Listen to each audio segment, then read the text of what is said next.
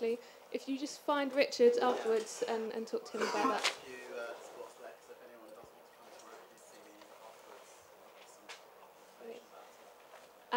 And before we start, if I can just ask you to switch your phones to silent, and when it comes to questions, if you can wait for the microphone, because we're broadcasting live. So over to Ade. Hi, thanks. And good evening, ladies and gentlemen, and thank you for coming. Like most Sierra Leoneans these days, I have become an expert on Ebola. Not by choice, I hasten to add. But I can't think of anything that has united our community more than this, certainly not since the war. And as was mentioned, I'm currently spokesperson for the UK Sierra Leone Diaspora Ebola Task Force. And that's one that's trying to engage with government. And there's a meeting tomorrow, a pledging conference, where we hope the President will be here as a guest of the British government. But what's happening is for the last 2 weeks, I've attended functions such as this. And it's been amazing to see the interest there has been. And I guess some of you probably will be going out as things ramp up. We have on the panel an unbelievable amount of experience. People who've been there, seen it, done it, 40 years of tracking Ebola right across, and people who've been to Liberia, Sierra Leone, Nigerian example as well, because as you know, this is something that has spread across West Africa. We've never had it in West Africa before, but it's come with a vengeance, and of course, as everybody knows, it is now the worst case in terms of deaths and people infected. So I'll belt up. I've had a quick word with my co-panelists, and we've agreed 3 to 4 minutes. If anybody goes over there 3 or 4 minutes, I'll do that or that to stop them.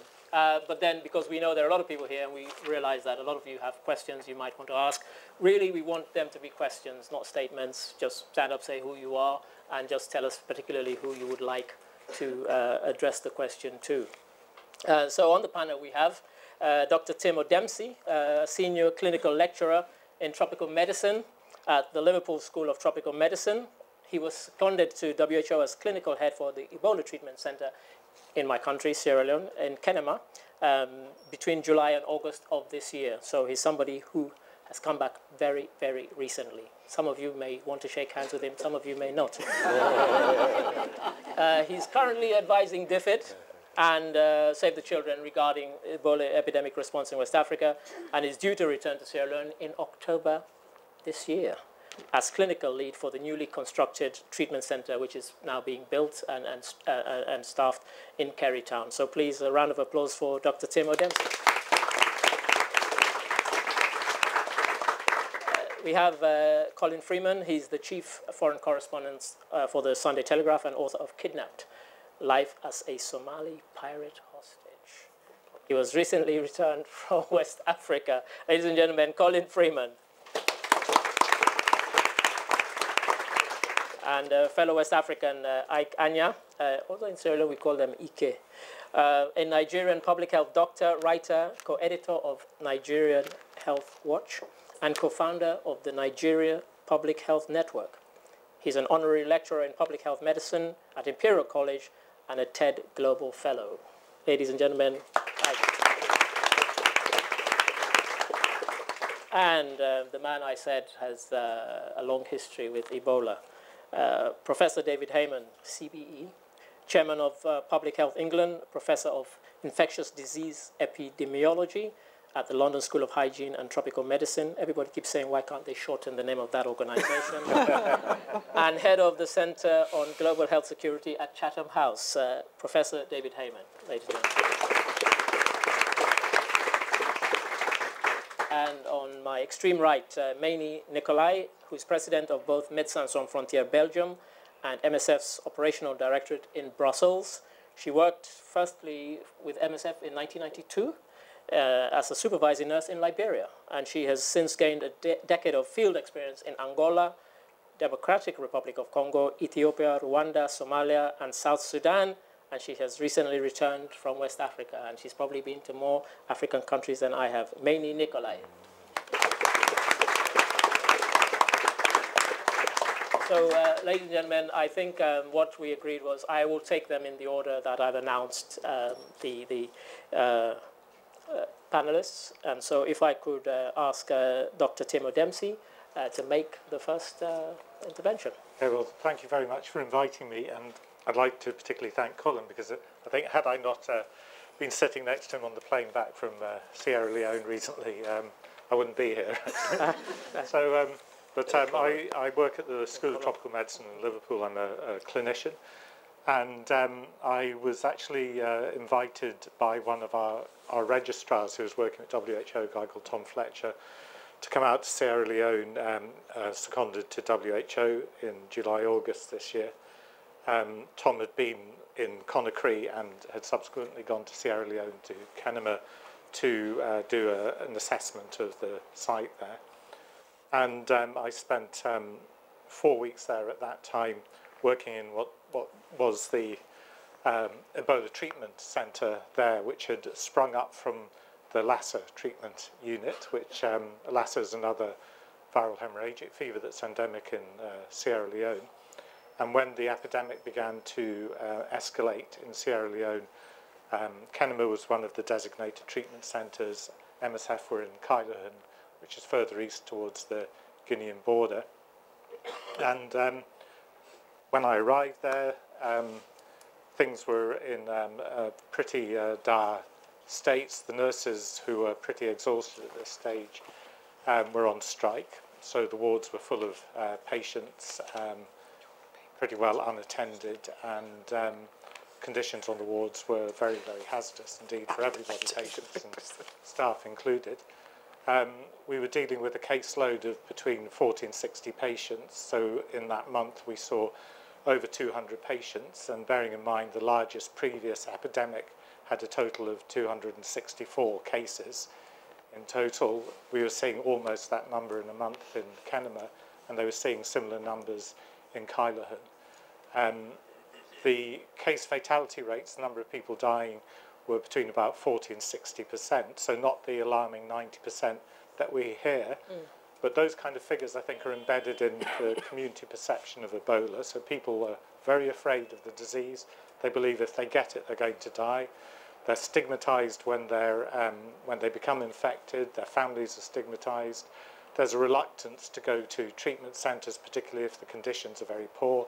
Once you're admitted to a treatment centre, you're isolated from your family. Your family can't go in with you, and the normal caregiving is often done by family members in many parts of Africa. And so you've got this very sort of bleak prospect of a disease that's believed to have a very high case fatality rate and complete isolation from your family and ostracization from your community. So we worked to try and improve conditions in Kenema over the period of time I was there. We were assisted greatly when WHO sent some excellent logisticians out about halfway through the mission, and we attempted to make conditions safer for everybody concerned.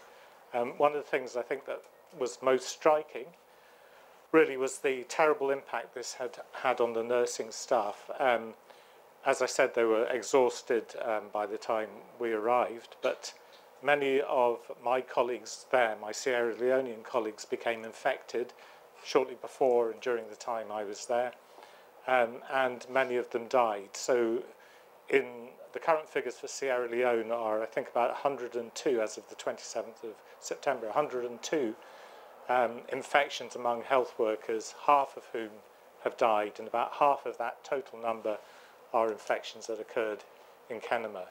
And I think that's very difficult, and I feel particularly for the families of these health workers who are left without a breadwinner, who are stigmatized themselves because of the fact that their family member has died. And I think one of the things that probably isn't on the radar at the moment in terms of the impact of Ebola is the impact on the health workforce and the loss of these very valued members of society.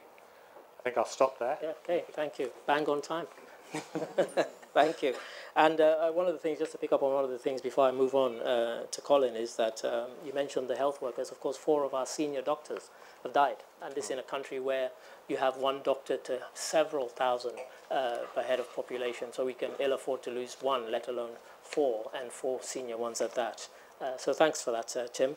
And now, Colin, if I could ask you to say something. Unlike the rest of the panel, I know absolutely nothing about medicine except hangover cures and things like that. I've just come back from Liberia. This the second visit we were there I was there with my colleague, photographer, in August as well. Why did we go there? Partly because I thought it would be a nice, easy assignment. I had visions of touching down in Liberia and finding aid workers and aid agencies busy showing you around and making you think, sort of making life easy for you, which sometimes is the case when you go to these sort of places. When we got there the first time, it turned out the aid agencies were still getting their operations together, and that wasn't really possible for them to show us around or anything else, so we had to improvise. And with the help of our fixer, we went out with one group of people who see the Ebola problems very close at hand, which is the burial squads, or as we put it, the bravest undertakers in the world. And these are the people who go out into the slum neighbourhoods, pick up the bodies. You've probably seen them on telly with the white suits and so on and so forth. Very dangerous job. The bodies are, when someone dies of Ebola, they're actually more infectious when they're dead than they are when they're alive. And you may also have seen them on TV getting attacked occasionally by mobs of hostile people who don't always appreciate an Ebola collection team coming up to pick up their dead loved one. What happens is any unexplained death these days is automatically treated as an Ebola death these days, or a potential one. But if you think that your aunt or uncle or father has probably just died of malaria or some chronic ailment, you're not going to be very happy if a whole lot of people turn up in white space-age suits and so on. It's the equivalent, I suppose, modern-day equivalent of someone coming and marking a big cross on your door saying that you've got the Black Death or something. So these poor burial squad people quite often get attacked, and even if they don't get attacked, they run the gauntlet a lot of some very hostile and suspicious mobs, bearing in mind also that somebody has already been bereaved, the family's already bereaved, feelings are running high.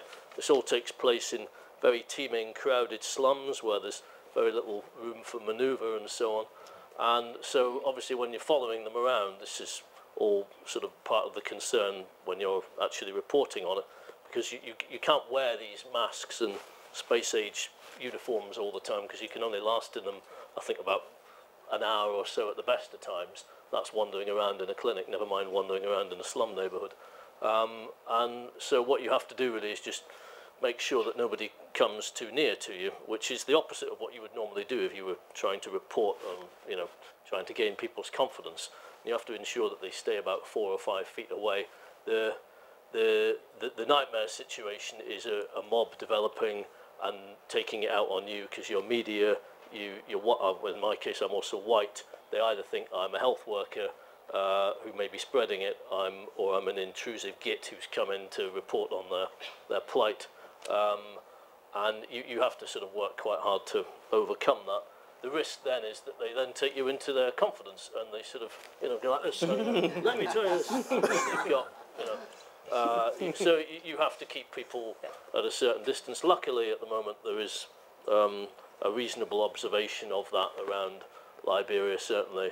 People are aware of the risks now, and you can also say to them, look, I've been to sort of places that you don't, that are infectious themselves, so you don't want to come too near me either. But it's certainly, it's almost like going to a front line in a war or something, where you just have to try and, there are obvious risks and you just have to minimise your time there. But I must say, in the sort of 3 or 4 days we've been there, on each occasion, we've picked up no shortage of dreadful horror stories of people lying dead outside clinics, people arguing over where a body is going to be buried. We went to one place where there'd been a fight because a group of people had tried to bury their daughter in the cemetery of a neighbouring district. The neighbouring district had noticed that they were wandering along with this wheelbarrow with a lady wrapped up dead in it, they asked them what was going on. They said, oh, nothing, just, And a fight started, the army had to be called, and my final memory of that crowd, there's a big angry crowd gathered around the relatives who had the girl. She's still lying in a wheelbarrow by the side of the road. This crowd who probably would have attacked the relatives had it not been for the fact that they were scared of getting Ebola themselves if they started bludgeoning them or anything. And it was pissing down with rain, and you just think, like, this is a very, very depressing and harrowing scene, and unfortunately it's going on all over Liberia at the moment and may well get worse. Anyway, it's not. Hey, thanks for that, Colin. Hey, and yeah, as you said, horror stories there. And you were talking about, people marking stuff with chalk. Because when they had the lockdown in Sierra Leone, that's exactly what they did. Once they'd visited your house, they went and made a mark with chalk, and then they wrote that this house has been visited by the volunteers. And so, yeah, it's pretty much the same. Ike? Yes. Thank you. Obviously, I'm talking from a Nigerian perspective, which is obviously not as serious as in Sierra Leone or Liberia, but which was an interesting experience in itself. I'm a public health doctor. I've been working in the UK for the last 13 years, and in May, I took a year's sabbatical to start some work in Nigeria, developing the Nigeria Health Watch website, which we've been working on, and doing some training and research as well. And so that was in May, and then in July, late July, a Liberian man who was visiting Lagos, who flew to Lagos and had been in contact with his sister who had died of Ebola in Liberia, and was actually ill, flew into Lagos airport, and he had vomited on the plane, so he had exposed people there. At the airport, while he was in the immigration queue, he had also exposed other people because he was vomiting. In a word, what is actually fortunate, Nigerian doctors were on strike at the time, and so no public hospitals were open. And because ordinarily he would probably have been taken to one of the largest public hospitals there. And, I don't know how long it would have taken for him to be triaged and seen, and how many people had been exposed to. But because hospitals, private hospitals, public hospitals were not taking in patients, he was taken to a private hospital, which was actually one of the better run hospitals. And there was a very experienced consultant physician there who, after a few, he didn't declare to them that he had been exposed, and so they were treating him for malaria. And but after a while, this experienced physician thought, well, this man's been from Liberia and this is going on, this is probably what it is. And to her credit, she insisted that he stayed because he was quite keen to leave to go on to a meeting he said he had in another part of the country. And she insisted that he stayed, and she notified the Ministry of Health. And that's how Nigeria's first case started. Sadly, that physician, Dr. Ade Daramy, died subsequently, as did a number of other health workers who saw him. And in terms of the response in Nigeria, obviously initially there was a lot of difficulty in coordination and communication, but very quickly the Lagos state government, which I think was another fortunate thing that it was Lagos he had come into, because the Lagos state government is one of the better run state governments, and the governor there certainly took a very strong leadership position in tackling it. But also what was interesting, also working with the National Center, but what was interesting was within a day or two of that happening, and that's actually how I got personally involved, were a team of young doctors and IT tech people thought, well, we've got to start sending out messages about communication, communicating to the public about Ebola and what they can do and what they can't do and all of that. And so 2 websites and phone lines, text messaging services, they set up on their own without any support from government or any international organization, Ebola Alert and Ebola Facts. And they actually developed a mini call center and they had doctors answering questions. And someone said to me, there are these young people doing this. Could you give them some advice from your experience doing outbreaks here? And that's how I got involved. And then when the government response sort of took off, they were absorbed into it, and they were part of the coordination team that was set up. And it was very, eventually very successful in that there was a central point to which all calls were directed. If people thought they'd seen someone or knew someone who might have symptoms or had been exposed, they knew who to call, and often there would be a response. There were blips at the beginning where health workers, for instance, didn't know whether there was protective equipment for them, and therefore they were not very keen to work. And it took some persuasion, and actually a lot of the, but it was, as at today, there are 3 people left in Nigeria under observation, and their 21-day observation ends tomorrow. So that first phase, obviously vigilance needs to continue, but that's where we are. Okay, thank you for that, Ike. And just as you said, talking about in Sierra Leone, of course, we've been saying that this is a kind of equal opportunities killer, because you have doctors, nurses, obviously, and just a few days ago, one of our ministers, his mother-in-law, tested positive, and so it's come right to the actual seat of government, and it's really brought it home, and nobody's immune from this. And so, yeah. If I could ask Professor Heyman, please. Thanks very much, Ade. While we've been watching this horrible outbreak in West Africa and Furl, there's been another outbreak, as you know, in Democratic Republic of Congo. That outbreak was stopped within a matter of weeks, it's almost stopped now, by a rapid response from the government, which took the team that's been dealing with 10 previous outbreaks in the DRC and stopped the outbreak.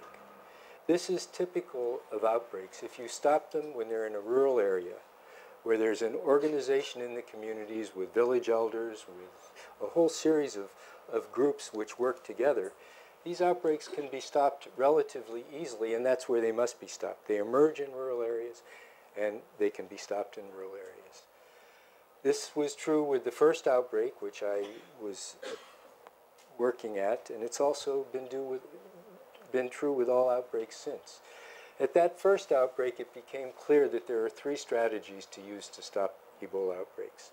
The first is isolation of patients and protection of health workers. And most outbreaks begin in a hospital setting, in the rural area where hospital practices are such that people get infected, hospital workers get infected and take it to the community, and it then spreads. So isolation and protection of health workers is the first strategy. The second is tracing of all contacts of people who have the disease and making sure that their temperature is taken twice a day, and if they get a fever, diagnose the cause, whether it's malaria or whatever it is. If it's Ebola, they need to be isolated. If not, they're treated and released. And the third is community understanding and these measures to transport bodies safely and to make sure that communities understand how to protect themselves from getting Ebola. This happens with a group of, many times, the Red Cross, Red Crescent Societies, and they're working with the organizations in communities. These outbreaks can be stopped, and they should be stopped immediately. It didn't happen in this outbreak. It's now become an urban outbreak, which is a tragedy. The second thing about the current outbreaks is something which began in 1976 at the first outbreak. I actually stayed on with Professor Jean-Jacques Moyembe, who's the leader of the team now that goes out to outbreaks in DRC. And we did plasmapheresis on survivors. That means we collected the blood of those who survived, separated the clear part, the plasma, from the red blood cells, gave the red cells back to the patients, kept the immune serum, which had antibody in it, and which was stored throughout Africa to be used in the event of another outbreak. That serum was stored for many years, 1976 onward.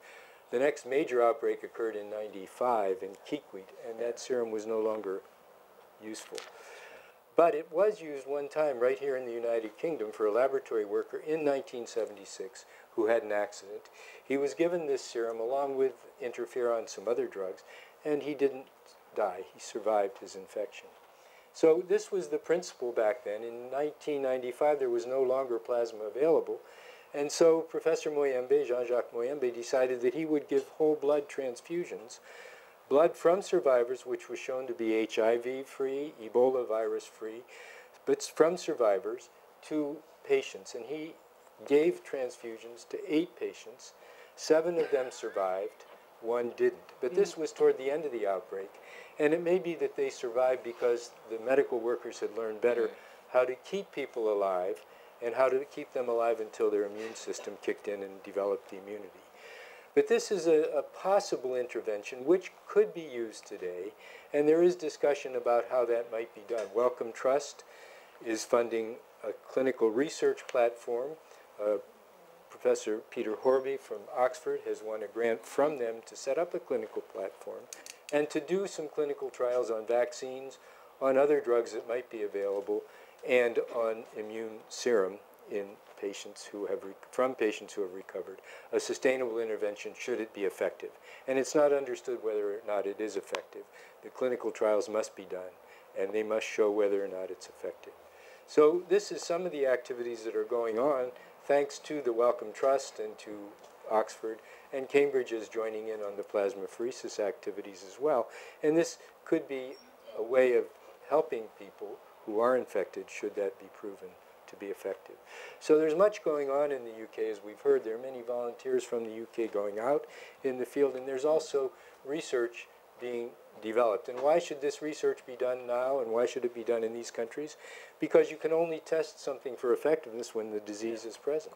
And so it must be done in these countries if the governments decide that it's ethical and they want to try these studies. And that's where WHO and others come in to help the governments make those decisions. Thank you.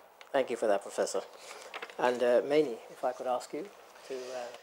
Yeah, thank you very much for inviting me, and it's good to follow up on the professor who has a long history back in Ebola, and we joined that effort that was led by WHO and CDC at the time since the mid-90s when MSF got involved in the Kikwit epidemic. So also as an organization, you know, we're a medical humanitarian organization, we now have over almost 20 years of experience in the fight of Ebola, and I agree completely with what the professor said.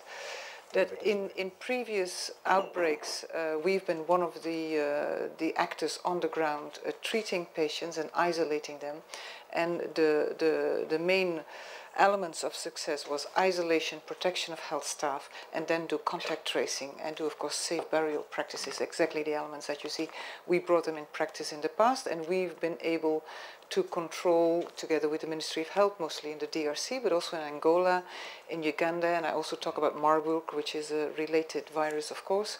Let's say within the 3 to 4 months, we were able to contain an epidemic in the past. And we've had total number of, I don't have the whole list, but Professor will help me, total number of infected patients were like in the hundreds, 200, 300, 400 patients.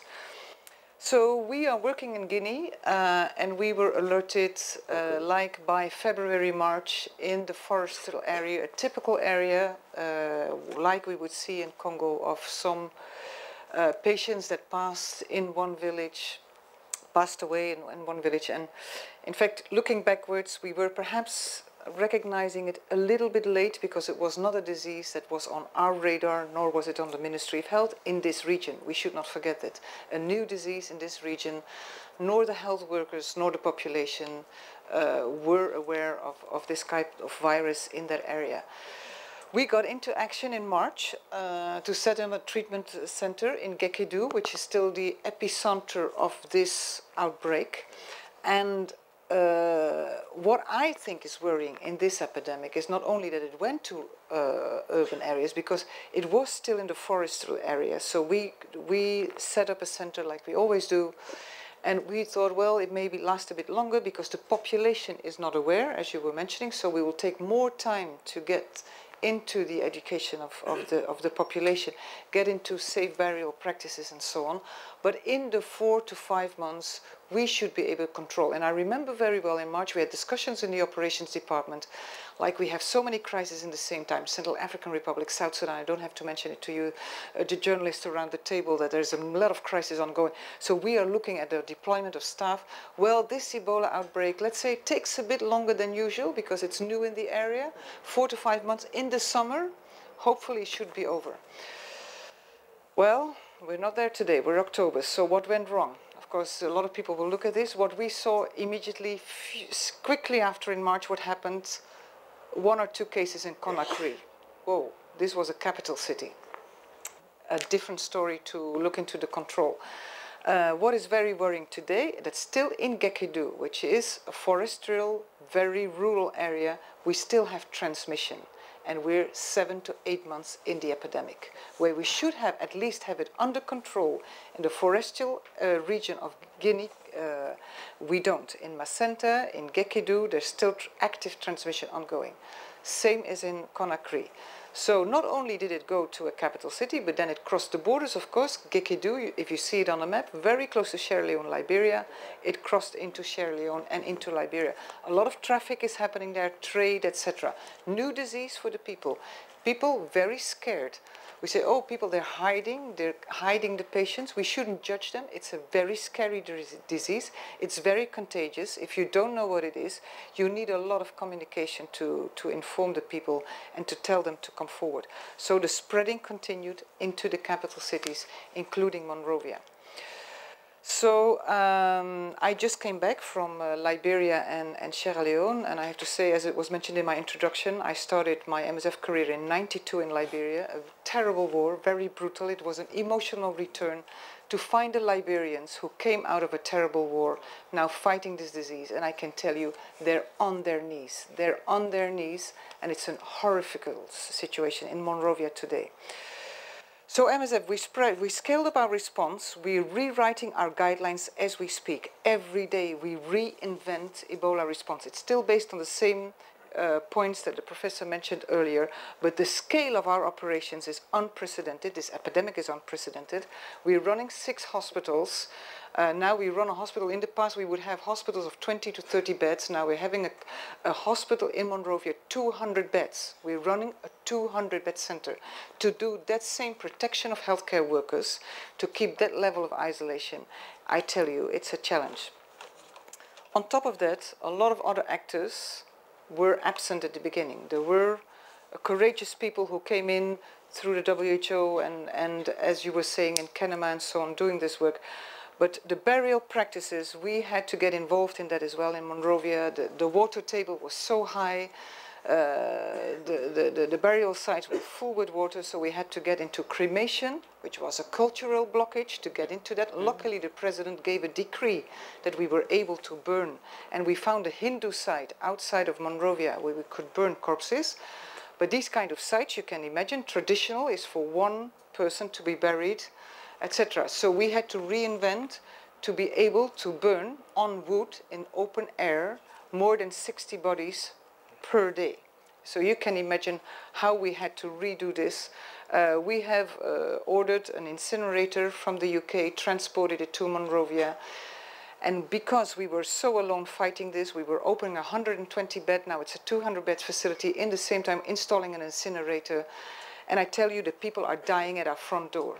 So the day we opened our 120-bed hospital in Monrovia, it was full in one day. And we have to refuse patients, which goes completely against what we're supposed to do. We have to refuse people because we're full, they're dying on our doorstep, and we're sending back infectious people into the community. So just before arriving, I just had a contact with Monrovia. Apparently, this last 2 days, we could stop refusing people. So that's a new positive element. And the latest I can share with you that, don't forget, we have survivors. As you were mentioning, the survival plasma. In this unprecedented outbreak, we still have 40% of survivors between 30–40%, including in Monrovia, where the level of care, and this I want to clarify, a lot of people say, MSF, you give such high level of care. Nobody can do this. It's not a high level of care that we do. What we do is high level of protection and isolation. That's what we're doing. The care that we give is very simple, but survival still is at 30–40%. And the sooner you get to our hospital, the bigger chance you have to survive. With some basic survival support, that's all we do. So perhaps I'll leave it here. Thank you. Please thank our panel.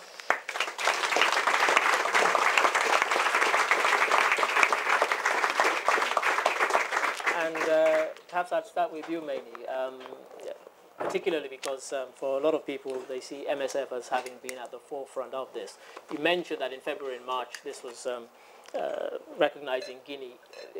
Now, with hindsight, everybody's saying, you know, governments were too slow, and the international community.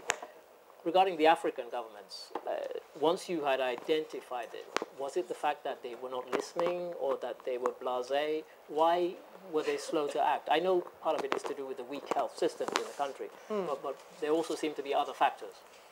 What do you think? Yeah, well, there are factors, but I think mostly, I wouldn't point my first finger to the African governments in the slow response, to be honest to you. I think these ministries of health, we didn't have major difficulties to work in the 3 countries I'm talking about, as I will concentrate.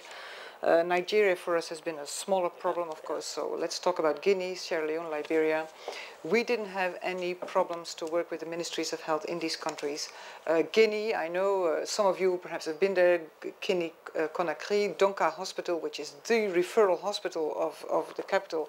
Well, if you enter that hospital, some of you have been there perhaps, it's to cry, you know, à pleurer in French. So already a healthcare system that is so weak, to have such a difficult disease on top of it, and the number of healthcare staff that you have, and then being unprepared, as you said, to this crisis, I don't think the African countries in this are to blame. They're doing what they can. Kenema is another example where, you know, the Ministry of Health in Sierra Leone has tried a lot, and Dr. Khan, you know, he's been, you know, such an extremely good example of how he's been fighting Lassa fever in the country, set up his hospital. They've trying to do what they could in the hospital, but Lassa fever is not Ebola. Yeah.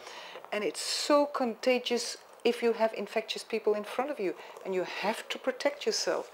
And the level of protection has not been to the point you need to. So that's where it comes back to. So I wouldn't blame, first of all, the African countries, honestly. I think they've tried to do in many ways. Perhaps they've underestimated the problem, yes. But, and that's why I went there also to speak to the presidents of both Liberia and Sierra Leone, and I've told them, listen, we're on the front line of this disease, but nor the Liberian government, nor MSF, nor the Sierra Leone government, nor MSF will solve this. You need more support. And we've asked, which we never do, we've asked for state actors to come in, because we don't even believe that NGOs together with us will fight this. You need state actors to build up rapid response capacity. And state actors have this capacity. And they just have the political willingness to decide to deploy it and put it into place. And not only, and that I want just to add, throw some money at us or other NGOs. We need people to take responsibility, to set up hospitals and to staff them and to supervise them and to make that kind of isolation and protection there for the healthcare workers. Because throwing money is way too easy. Okay, thank you for that. Yeah. Now, Ike, if I could come to you, because just before we came in, we were discussing, and you've kind of touched on it with what some of the Nigerian doctors did, the young doctors, the use of IT. Really, you said there were some problems they had. What were the major problems they had, and how were they able to overcome these before they got the system? Because now people are using it as a kind of the best practice. Well, I think in terms of the development, they didn't really have problems. You know, there's this brilliant set of tech developers in Lagos. You know, it's a really vibrant scene. And so they were able to do it. What they actually lacked at the beginning was that they were working faster than the government and the official response. So, you know, so for instance, you know, I remember the first Twitter chat they hosted which they asked me to help answer questions on, we struggled to get someone from the official government, to join in. Yes, and there were questions, I couldn't answer because I didn't, I couldn't say, right, the protective equipment is coming in by this date or to this quantity. So I think that's, that was the main challenge they faced. But, and also, in terms of attitudes of, so a lot of the bureaucrats were more, let's wait for, the official money to be released, and they were, these young men and women were, no, we'll just go ahead. And now they're talking to people in Liberia about how they can share some of the, what they've learned. So that's quite interesting. Okay, thanks. Now, Tim, you mentioned, of course, I know I'm from Sierra Leone and I know Kenema very well. You worked there, and you're going back this month. I was going to say next month. It's already October. And I guess what are the changes you hope to see?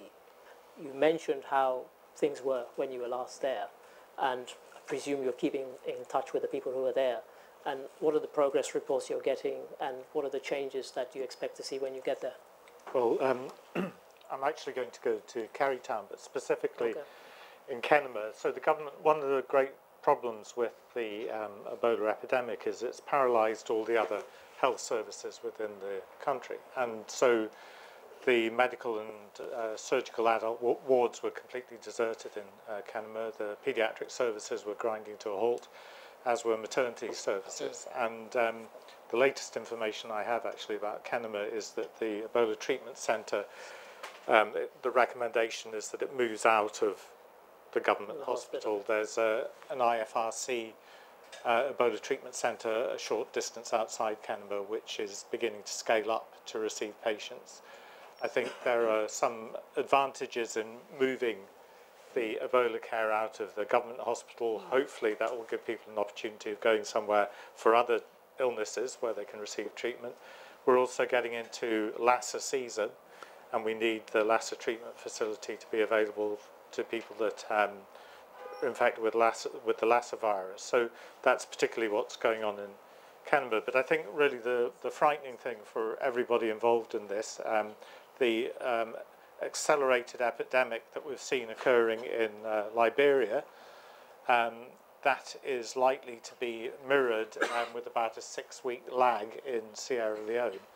And this is an extraordinarily frightening prospect for everybody. The British government have put forward funding to increase the number of available treatment beds up to 700. So Carytown is going to be part of that escalation. The Royal Engineers are out there in the field at the moment identifying sites and beginning construction of these treatment centres. There are discussions about having smaller care units at community level to care for people closer to the locations in which the epidemic is occurring.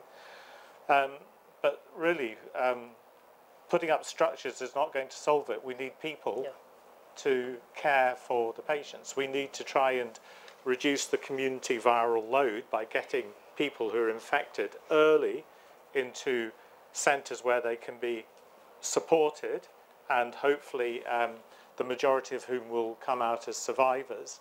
And in fact, the survivors, I think, are going to be a great asset when it comes to the epidemic response.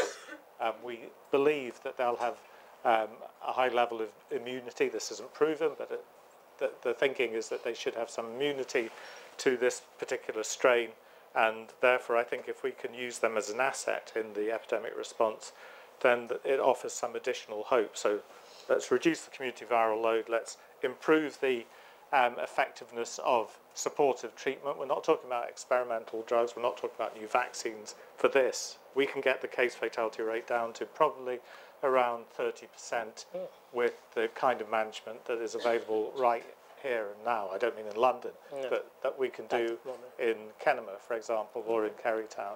And this is the only way we're going to get on top of this. Thanks.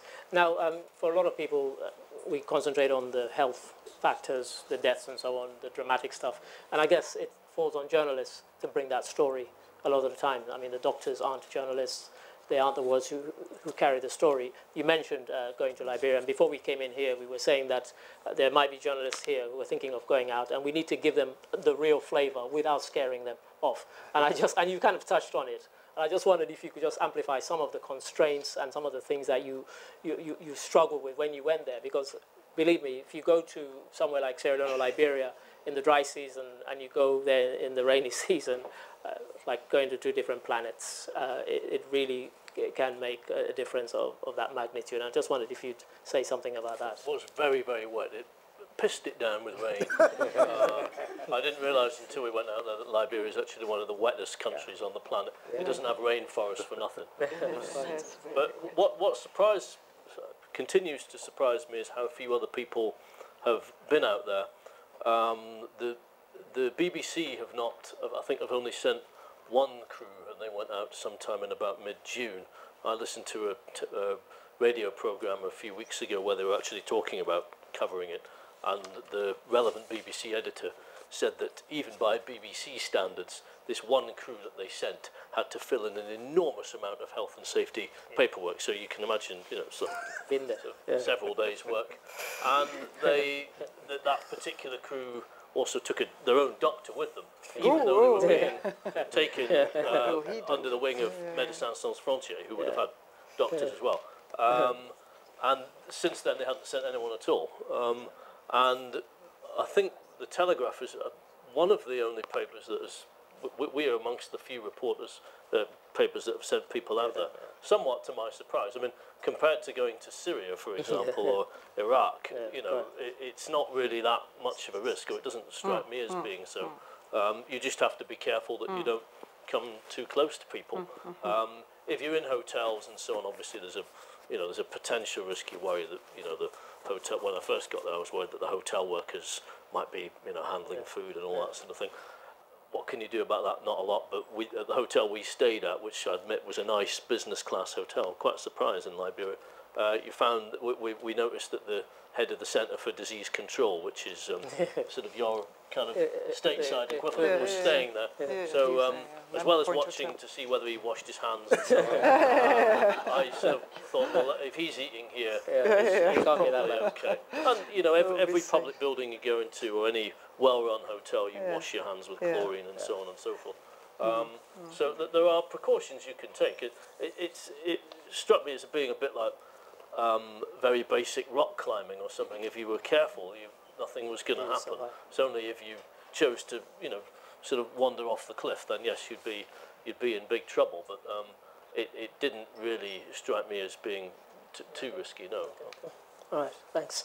Professor, you mentioned about the DRC, and you also mentioned about the use of survivors' blood. Why do you think that's not been adopted as quickly in this current outbreak? Because it seems to be something that they're coming to now in the last few weeks. And why has it taken so long? I'll answer that. I just want to answer a question, a comment about the journalists. Because in the 1995 outbreak in Kikwit in DRC, that you referred to, in fact, the first time MSF really got involved in this, there was a major problem in that the journalists outnumbered the epidemiologists and the people trying to deal with it. But there was a good compromise, because the journalists were willing to go with the local teams out to do contact tracing, and we tried to get them to the most remote villages so they would be occupied instead of trying to get into the hospital and do the things that they wanted. And it worked very well. They were very helpful. They learned a lot, and they reported the right way. So it was very useful, and journalists should be used more in the outbreak response, not only just in going to observe, but in helping, because they want to many times. So we'll have to talk with BBC about that. But coming back to the plasma, what Tim says is right. The most important thing is to keep these people alive by keeping their internal environment in the right balance, with the right fluids and the right testing to make sure those fluids are right. And their bodies can usually develop the immunity in most cases to overcome the disease. But in some cases that doesn't work. And in all cases, it's a very debilitating disease the longer it goes on. So if convalescent plasma were shown to be effective, it could do two things. It could attract people to health facilities and isolation facilities because they know there's something there to offer, if indeed it is effective, but the studies have to be done to show that. And at the same time, it could make a sustainable intervention that African countries could develop themselves. Yeah, right. So it's very important that this be done, and I'm sure it will be done in the next 2 months or so, but it can't preempt the response to the outbreak, which is the most important, and maintaining people, as MSF and Tim and others do, in making sure that they have good clinical care in the hospital. Okay, thanks for that. I'll just throw one more question to Manny, and then I'll come to the audience. And MSF had us Africans panicking when you asked, the last thing we want to hear about is military intervention. Yeah. Usually it means a coup d'etat. But you were saying that the military should take the lead.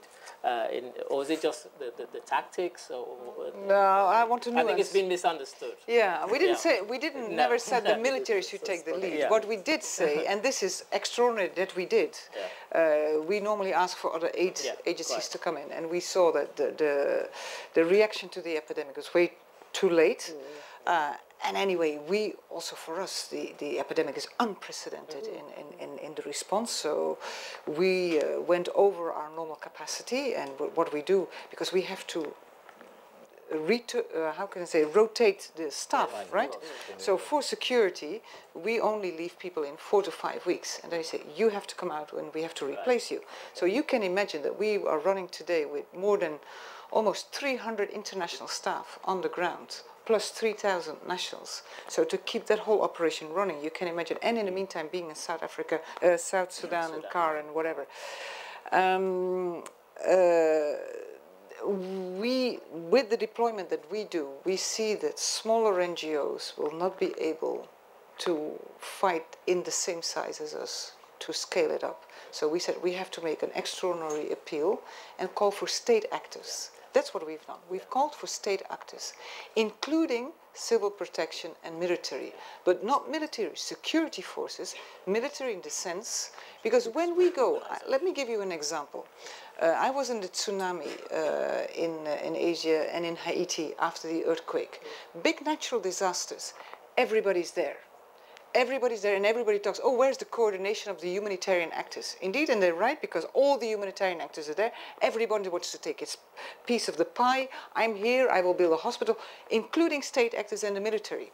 And they're very, very effective with big logistical means to set up hospitals in areas of disaster. I've seen surgical capacity on boats in Port-au-Prince. I've seen others in Aceh setting up Singaporean army, setting up a fantastical hospital there. We've seen it in the Philippines recently. Army actors coming up, setting doctors, inflatable tents, boats with hospitals, etc., etc. It's that kind of logistical, rapid capacity that we need today, including the discipline and the capacity to follow procedures. And that armies, they know how to do this. Medical staff of armies. So that's why we've called for state actors to come and join us in the capacity to protect healthcare workers in isolation centers, enlarge 700 beds, etc. Because a small NGO will not be able to do it in a safe way. Thank you. That was the call. Just to nuance. Thank you. Thank you. Thanks again to my panel. And now, ladies and gentlemen, the floor is yours. The person there, just at the back. And just name and who the question is for. Thank you. It's a general question. My name's Sally Ann Wilson. I'm a journalist, but I actually run an organisation called Commonwealth Broadcasting Association, which has public broadcasters as members from all over the world. So we have 8 broadcasters in the affected regions who are our members. And although there's information for journalists from the West, it's very difficult to give our members the best information. We've actually prepared very quickly an information pack for them. But how best would any of you advise we work with them? There's a lot of funding going into grassroots media organisations, obviously very helpful, the IT. But what can we do with our broadcasters in Sierra Leone, in Liberia, in Guinea, in Nigeria? I mean, there's been an interesting response in Nigeria. One of the broadcasters has been quite strong in picking up information, but a lot of them did a quick bit of coverage and then have turned away, whereas radio does get to so many people. I mean, before I throw it to the panel, I'll just cheat here and abuse my position. I think one of the problems we've had in Sierra Leone is that some of the materials that are coming are in English. And a lot of the people we're trying to reach don't speak or understand English. And one of the 14 languages is what the information needs to be in if you're going to reach those people. Because a lot of people in the urban centres, they can get it. But yeah, we've been working. The rural areas, yeah. you need to, and that's been part of the problem. But I think Ike was itching to come in there. No, why I was itching to come in was actually there was a Nigerian journalist here who very early on, again on her own bat, did a series of podcasts in Pidgin English because she'd started this. And she contacted me again. I was able to advise her about the accuracy of her information.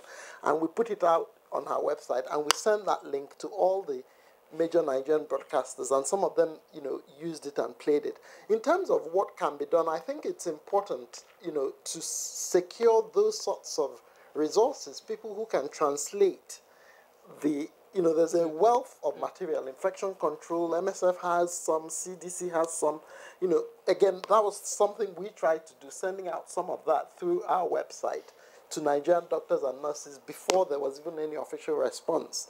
So I think it's important that you look at what resources are available and actually call for volunteers. I haven't seen enough calling for volunteers openly across the range of things that can be done in relation to Ebola. It's happening here with the call that went out this week. They're actually calling for volunteers who can be translators. So it's definitely happening here. And gentleman here, and then gentleman there, yeah.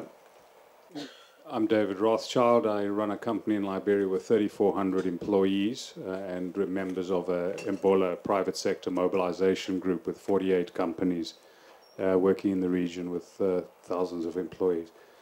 So the specific actions, traditional actions, are interesting. I'm particularly interested in this latest story about a doctor using ARD. I think it's lamivudine or something in one of the rural hospitals, and whether the medical practitioners can talk to the likelihood of this being actually a real possible actor in cure. Thank you. David, do you want to say that? I'll just start. Maybe, Tim, you'd add something. What I would say is that no medicine should be used without being a medicine that's been studied in animals, shown to be effective in animals, or at least shown to be effective and safe in humans, and have activity in the laboratory that might suggest it's useful. But it's a country decision as to whether or not a medicine should be used in that country. And we should not be out there as internationals, if that's what's happening, using medicines to try them in a certain situation. This should be done in collaboration with the government, with international organizations such as WHO, and it should be done in a clinical trial setting which will say whether or not this is a useful intervention. But Tim may I heard about this yesterday. I think it's only a handful of cases, 7 or 8 cases. But as David says, really the appropriate way in which to evaluate this is in a clinical trial. And we need a great deal more information about the circumstances in which it's been used, the stage of the illness that the patients are at, whether indeed they were confirmed cases and so on, before we can even begin to make any comment on it. And I think it is dangerous to kind of focus on a particular remedy without evidence that it is truly effective. Gentleman down the back, and then at the back. So you're back. Thank you very much indeed. I think your comments, and particularly the lady from MSF, have been among the very most moving I've ever heard at the Frontline Club. The name's Ewan Grant, the former intelligence analyst in UK Customs and Excise, who's worked in Sierra Leone, although previously my only experience of studying Ebola was because I used the Tom Clancy book, Executive Orders, in training courses, but this is rather more serious. At the risk of, very real risk of putting the cart before the horse, I wonder if the panel would like to add a bit more to their comments about the damage this has done to long-term healthcare capabilities, and that when everybody gets on top of this current outbreak, is the assistance and effort that's been put into dealing with this going to be effectively used where it can be in sustaining and perhaps even further developing the damaged long-term health capabilities in the region? Thanks. Could I ask you, Manny, to comment on that first? Yeah, I think we have such an acute, deadly outbreak that is affecting the overall healthcare system, because, as was mentioned earlier, it's especially healthcare workers that are the most vulnerable and have a high fatality rate amongst them. Our own staff that is in Sierra Leone running a maternity and a pediatric ward, when I made the visit to Liberia and Sierra Leone recently, they were saying we have the Ebola teams who do the Ebola work, but we trying to run a pediatric ward, but we don't know. We have tested the children before they come to the ward if they're malaria or Ebola, but then the staff around me, like in a lot of African countries, and we all know this, the nurses, they do work in the MSF hospital during the day, but they will do the night shift in the Ministry of Health hospital, right? A lot of people have double employments. These healthcare workers, have they been infected elsewhere? Do they have a fever? How can I trust them when I do my non-Ebola work? So including the MSF staff trying to keep some normal health services open is an enormous challenge. So I completely see your question, and I think we have a crisis in a crisis in Sierra Leone, but certainly in Monrovia today, where there's hardly any hospital open. And a friend of mine, a doctor, told me the other day that the mother-in-law of his son died because she fell in the bathtub and had a serious head wound, and there was no hospital to go to. So the mortality, non-Ebola related, is increasing rapidly. But to get a healthcare system back on track, we have to control Ebola. Because one of my staff members told me in Bo the other day in Sierra Leone, but mainly, Ebola is enveloping everything.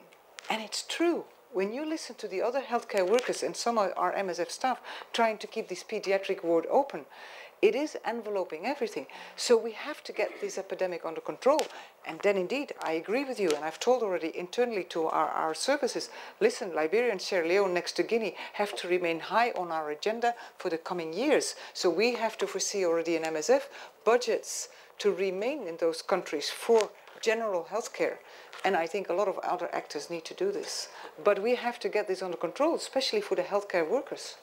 Okay, thanks. And I think you wanted to say something. Yeah, in looking back and looking forward, in 2005, 194 countries in the world, all the members of the World Health Organization, renewed a treaty called the International Health Regulations. And they renewed it in such a way that there's a requirement for every country in the world to develop 8 core capacities in public health which will permit them to detect and respond to outbreaks such as this. That was completely ignored by development agencies that didn't feel that they should be contributing in this way, by countries themselves who do their own self-assessments and say we've got our capacities up, and as a result, nothing was done. Hopefully this will now be implemented in a way that countries can continue forward and development agencies can find a place where they can provide support. But this is something, as we know, in the future. Today, it's stop the outbreak and make sure that it's stopped. Yeah, thanks.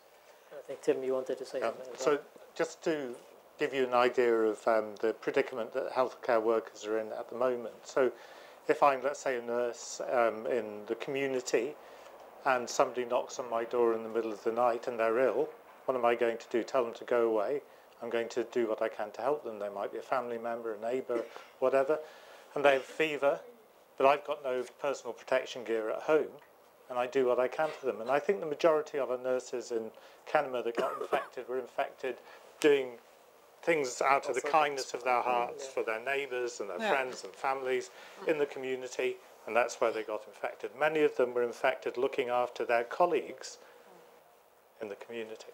And, you know, okay, it may be misguided to do that, but what's the normal thing that people do as human beings? That's what we do. And I think a lot of informal healthcare goes on in these regions where health systems are fragile. People are doing the best they can with what they've got.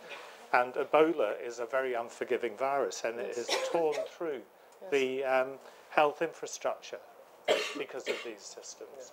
And I think unless we can actually address it at the sharp end, it's not just about the treatment centres, it's not just about the community units, it's actually what the real experience is of people in communities that are affected by Ebola. And we're not, I don't think we're really getting in there deeply enough at the moment. I think you want to.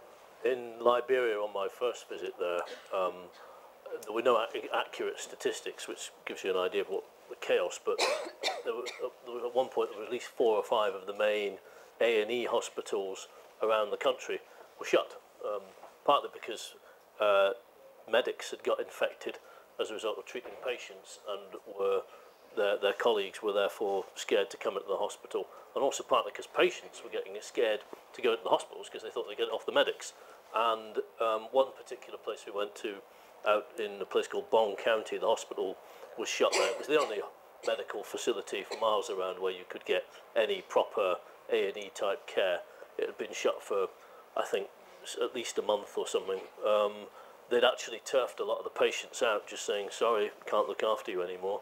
And we did a sort of quick sample, and in the immediate little township just next to the hospital, little village of a few hundred people, they'd had 2 people had died in the previous week alone from ordinary chronic medical complaints, a bad stomach, you know, some unspecified thing that they would normally have been able to go to the hospital and survive. And that sort of thing is happening all the time there at the moment. And then the longer term thing is that with that disruption, if you have 2 or 3 months of that disruption, you disrupt immunization programs for kids, like you know, measles and all that, and they're already getting problems with that in Liberia already. They're getting outbreaks of measles. Thanks. Gentleman at the back had his hand up way early. And then I'll come to you. Hi, my name is John Gant, and I work for an advocacy organisation that focuses on Liberia, although traditionally not on Ebola.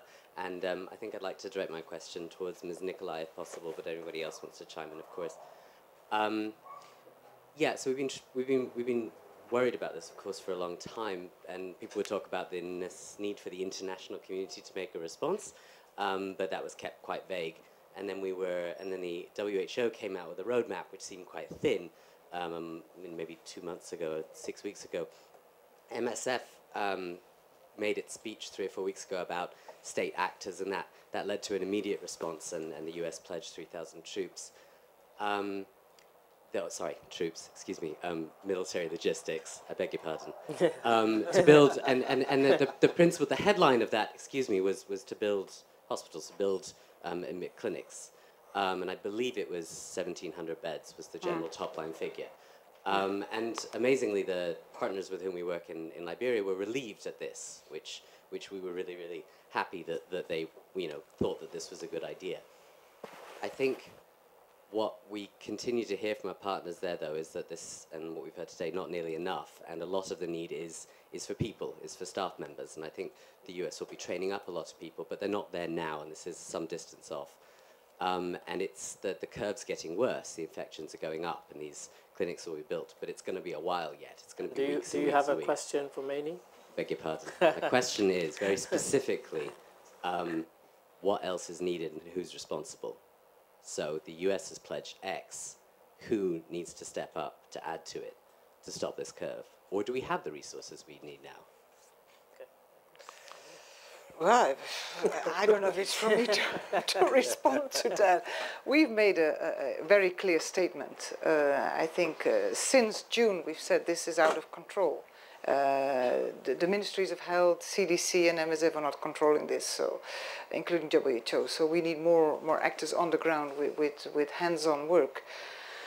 So we've heard commitments now, and 700 beds for Sierra Leone, 1,700 beds for the US. The Chinese laboratory is coming. I've spoken to the president of Liberia and Sierra Leone, telling them, listen, you have to ask more people, and not only the usual suspects. Ask whoever, you know, ask Putin, ask the Chinese, ask the Germans.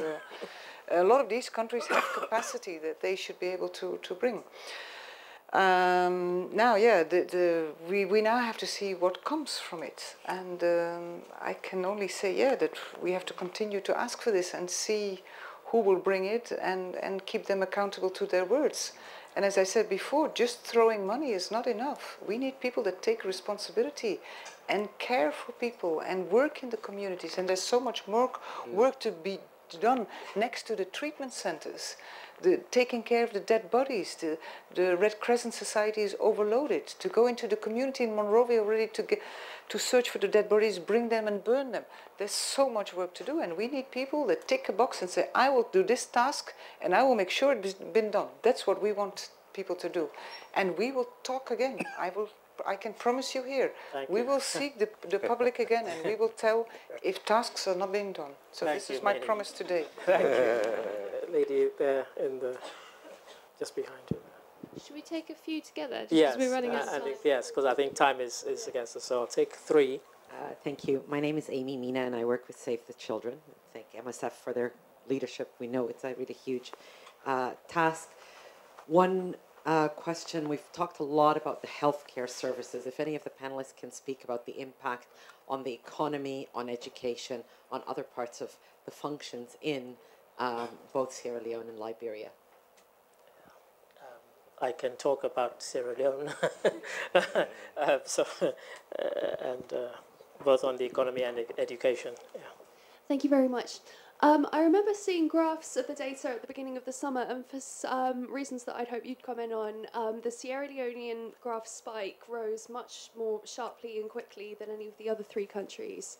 If you could think of any reasons for that, I'd love to hear why. And secondly, Ken Isaacs of Samaritan's Purse gave a statement in August saying that the WHO figures represented, he expected, between 25 and 50% of the real scale of the outbreak.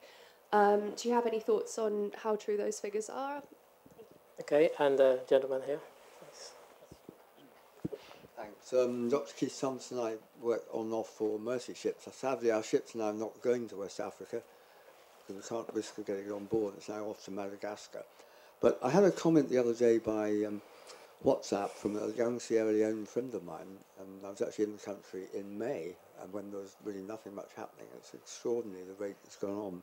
This girl said the sickness is leading again to war. What's the risk of civil unrest in both Liberia and Sierra Leone as a result of the problems? Okay, thank you. And one here, right at the front. And then we'll answer this, and then we'll try and come back. Hi, Esmeralda Gaweri. We kind of touched on it a bit, but I wanted to explore it a bit more. I wanted to discuss whether we think that journalists are actually failing in their reporting on this story, whether we've been focusing perhaps a little too much on it coming to our shores and Western doctors catching it rather than what's going on the ground. And if so, what should journalists be doing now?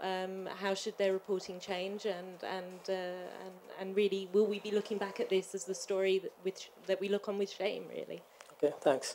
There seem to be a couple which I certainly know quite a lot about. Certainly economy and education in Sierra Leone. The schools have been closed since June, and we don't know when they're going to reopen. And of course, what some Sierra Leoneans, including some in London and some in America, are doing is we're now putting together long-distance distance learning programs that can be played on the radio and on TV for these children who are at home. The government has a strategy as well to embrace that, to make sure that they're home, they're getting bored. Obviously, there needs to be something to engage them because all public gatherings are, people don't even go to church or to the mosque because these are gatherings of lots of people. And so that's having, quite an impact. Regarding the economy, well, that is really suffering. In Sierra Leone, certainly is a case where mining is a huge part of, 3/4 of our GDP is based on mining. And of course, if these mines are closed, as is the case, and today, one of them, London Mining, there was a statement on the FT saying that unless they get further funding, they will close. And they employ, I don't know, somebody will probably correct me, but about 10,000 people, which is quite a significant number. So a lot of companies are being affected in terms of that. Regarding the growth spike and the figures representing not the true figure, a lot of that is to do with when people started hearing about Ebola and they heard what was happening with their loved ones. Like anybody else, if you knew somebody who was ill, you didn't present them to the authorities. You hid them. Of course, you then became infected, or you buried them. And so that definitely is not just anecdotal, it's a fact. And so a lot of people were not presenting regarding people who were ill. Sorry to hog this, but also the one about civil unrest. It's a real possibility in Sierra Leone. Also, there's the kind of conspiracy theory, which is, if you know Sierra Leone and you know our recent history, you'll know that Kailang is where the civil war started. It was the first town. It's also the epicenter of our coffee and cocoa growing industry. And it's where the rebels, it was the first town they took over, completely took over and ran as their own, untroubled for about 3 years before the military. And they completely ran it almost like a separate country. And that's also been the place where Ebola has broken out. Kailang, Kenema, the other big place, they're both opposition strongholds of the SLPP. And so, of course, the rumor, the theory is that this is something by the government, the current government, to infect them. And it's a nonsense, but you try telling that to people. And so it's a real fear. I mean, people aren't just saying this. And of course, because you still have a huge percentage of people who don't believe that this is real, they actually think that it's something that has been brought in by whomever the actors are to bring. So there's that. And I just, as I say, I don't want to hog it, but those are ones that I certainly know about. And regarding journalists, are we failing? Well, I've been. And you talked about, yes, you're right. There's the inevitable focus occasionally on the doctors who've been out there and who are brought back while many local medical staff stay in country. It's inevitable that, when news coverage always focuses on human dramas, and humans are by nature parochial, I would imagine that the Sierra Leone Gazette or whatever would be more interested in the story of a Sierra Leonean doctor over here who got Ebola or something like that. It's just the way it works. As for people not going out there and reporting it that much, that's a matter sometimes for office health and safety managers. Most people I know would love to go out there if they could. It's just a case of, for some reason, this particular virus and stories of this sort ring alarm bells in office health and safety management, because I've got to come home to the office and then go in and work in a building full of 3,000 people. It's not, if I get a bullet wound, it doesn't matter. There is that element going through their heads. Now, the respected scientists here will tell you that unless you're actually got the symptoms of the disease, or unless you're not contagious until you actually start feeling quite ill, so you're fine until that happens. But office health and safety managers like to be that little bit more careful. Okay, lady at the front here, and then I'll come to you.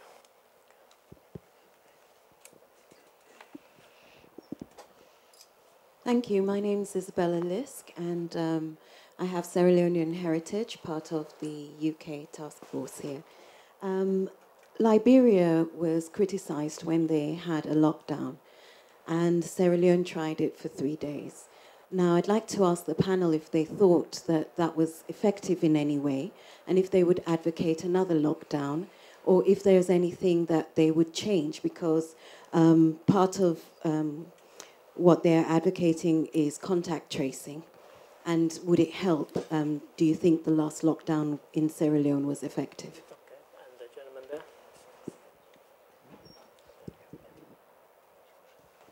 Hello, Simon Clark. I'm hoping to start working with an NGO works in Liberia in a few weeks. I hope this isn't a scaremongering question, but the further we get from patient zero, is there evidence to suggest that the disease is mutating and might become airborne? Okay, thanks. And I'm Dr. Tamara Nautmann. I'm a junior doctor from Germany, and I just have a very practical question, I think. How many of these suspicious Ebola cases actually get diagnosed based on a molecular detecting system? Like, which diagnostic tools are available over there? Do you have like real-time PCRs, or are most of the cases actually based on a clinical presentation? And what does it mean for rural areas? Like, especially coming back to Professor Heyman's point, like rapid response requires rapid diagnostic tools. Like, what opportunities do we have in future in rural areas? thanks. We'll take those three. And so lockdown. Colin, would you any views on the lockdown? No. Me or yes? Yeah. I went to a briefing yesterday at the FCO where the consensus was that the lockdown had been a success, and that the reservations of certain aid agencies, while justifiable beforehand, had proved not to be, slightly unfounded, or that they had changed their position slightly on it. So it was useful as an information gathering exercise. And Ike?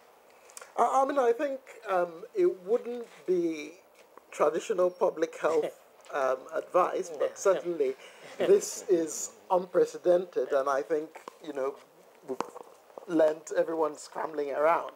And certainly if it led to more people being identified and more awareness, then, perhaps that's a good idea, the end justifies the means, I suppose, is what I'd say. Professor, in the various outbreaks that you've covered, have you ever been aware of that being a tactic that was used? Well, they tried this in DRC and Kikwit. They tried to put up what they called a cordon sanitaire around the area where the outbreak was occurring. And they blockaded the roads with police officers and military. But there was a river that ran through the town, and they didn't block, they couldn't, of course. And people were leaving, contacts were actually leaving on dugout canoes and going to the outside the cordon sanitaire. These things do nothing but give a false security that there is something being done. And in the end, they don't work, as in Liberia when the section was walled off. However, the lockdown, I would agree, the lockdown in Sierra Leone is innovation by African governments on what the basic principles are. The government felt that this should be tried. They should have been supported to do this. And they claim, and I would believe it, that they've reached 72% of the population with the messages they need to better understand the outbreak. And they, in addition, found some patients and some dead bodies, and they were able to get those disposed of. So, or carried to the health facility if there was one available. So I know there was a lot of concern on MSF and others that there weren't enough facilities for people to be put if they should be found.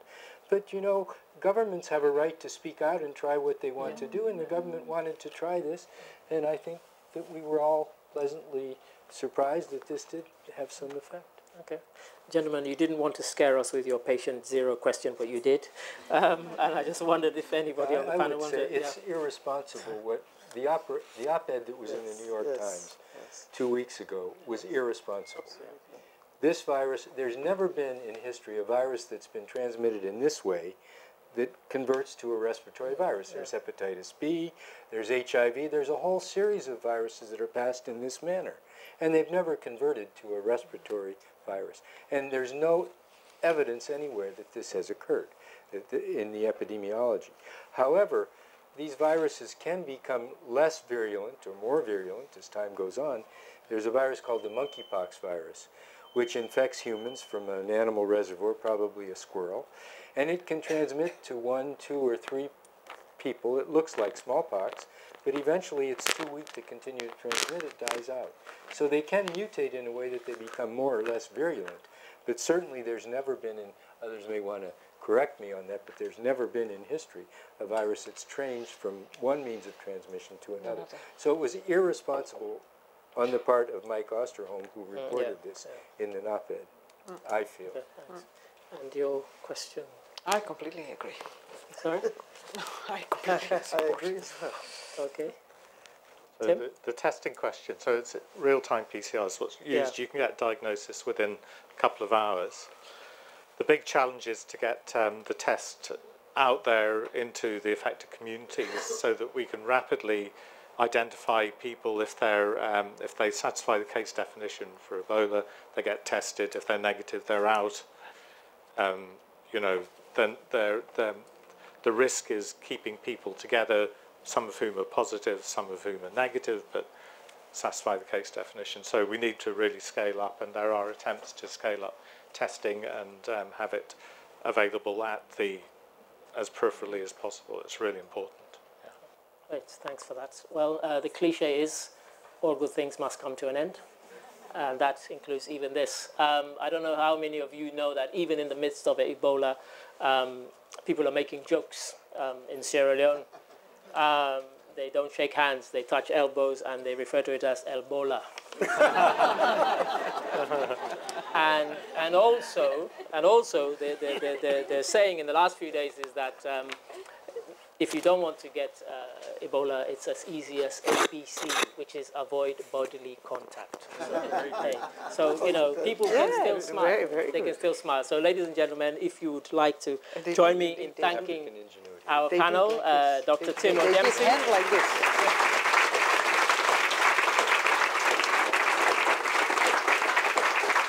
Colin Freeman, Ike Anya, Professor David Heyman, and Maini Nikolai. And most of all, we have to thank you for keeping the questions intelligent and giving us food for thought. Thank you once again, ladies and gentlemen. Thank you.